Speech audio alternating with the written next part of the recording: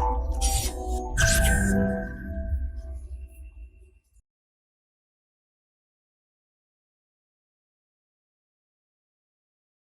friends, this is Gautam Pandey coming up with the next round of Bus 5 Minute. In this video, we will discuss about good governance and also discuss about the Good Governance Day. Let's start देखते हैं क्या है it good governance day में. First of all ये good governance concept क्या है, good governance day क्या है, इसके विषय में समझते. देखिए पहला क्वेश्चन बनता है कि गुड गवर्नेंस डे क्यों मनाया जाता है, कब मनाया जाता है. देखिए जब सारी दुनिया वर्ल्ड वाइड हम देखते हैं कि क्रिसमस सेलिब्रेट कर रही होती है 25 ऑफ दिसंबर को, तो हमारा नेशन क्रिसमस के साथ साथ गुड गवर्नेंस डे को भी सेलिब्रेट कर रहा होता है. ये गुड गवर्नेंस डे हमारा सेलिब्रेशन होता है जो हमारे फॉर्मर प्राइम मिनिस्टर हैं श्री अटल बिहारी वाजपेयी, उनके बर्थ एनिवर्सरी पे 25 ऑफ दिसंबर को हमारे फॉर्मर प्राइम मिनिस्टर का बर्थ हुआ था. उसी के सेलिब्रेशन में हमारा ये गुड गवर्नेंस डे मनाया जाता है. तो सेकंड क्वेश्चन इज कब ये शुरू हुआ.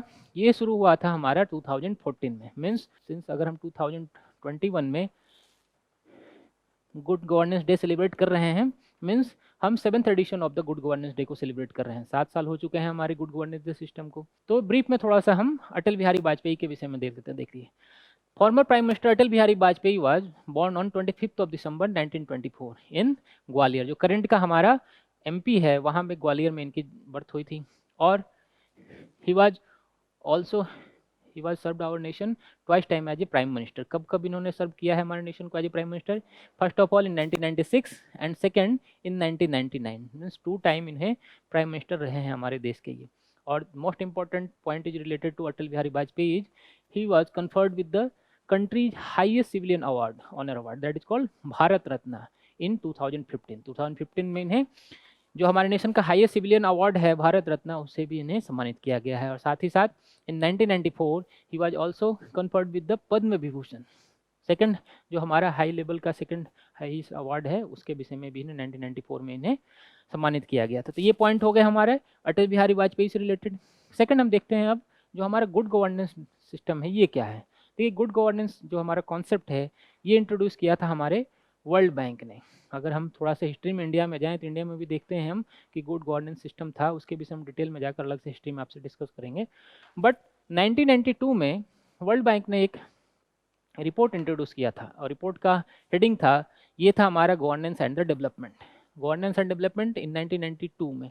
क्यों वर्ल्ड बैंक को ऐसा रिपोर्ट जारी करना पड़ा था, ये गुड गवर्नेंस कॉन्सेप्ट क्या है इसके विषय में समझते. देखिए 90s के टाइम में क्या होता था कि जितने भी वर्ल्ड वाइड नेशन थे वो रिसेशन के दौर से गुजर रहे थे और किसी के पास भी इतना पैसा नहीं था कि कोई डेवलपमेंट वाला काम कर सके. आप कॉन्सेप्ट समझ सकते हैं क्योंकि उस समय तक जितने भी अधिकतर देश होते थे वो क्लोज्ड इकोनॉमी थी. इवन इंडिया की बात करें तो इंडिया में भी हम देखते हैं उस समय तक परमिट राज, लाइसेंस राज वाला कॉन्सेप्ट चल रहा था.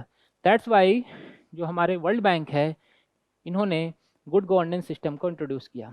और इस गुड गवर्नेंस में इन्होंने क्या कहा, इनका कहना है कि जितने भी नेशन हैं, जितने भी पावर ऑफ नेशन हैं, उन्हें अपने यहाँ के जितने भी सोशल और रिसोर्सेज हैं, इकोनॉमिकल रिसोर्सेज हैं, उन्हें अपने डेवलपमेंट के लिए यूज करना चाहिए, खास करके ओपन इकोनॉमी करके. इसी कंटेक्स्ट में देखेंगे हम इंडिया में भी हमारा 90s के टाइम के बाद से हम जो क्लोज्ड इकोनॉमी थे उसके बाद हमारे यहाँ जो परमिट राज, लाइसेंस राज वगैरह खत्म हो गया. उसके बाद जो LPG गवर्नमेंट सिस्टम थी, लिबरलाइजेशन, प्राइवेटाइजेशन एंड ग्लोबलाइजेशन वाला कॉन्सेप्ट था, वो इंट्रोड्यूस हो गया था. लास्टली जो world bank said also the government should be smart.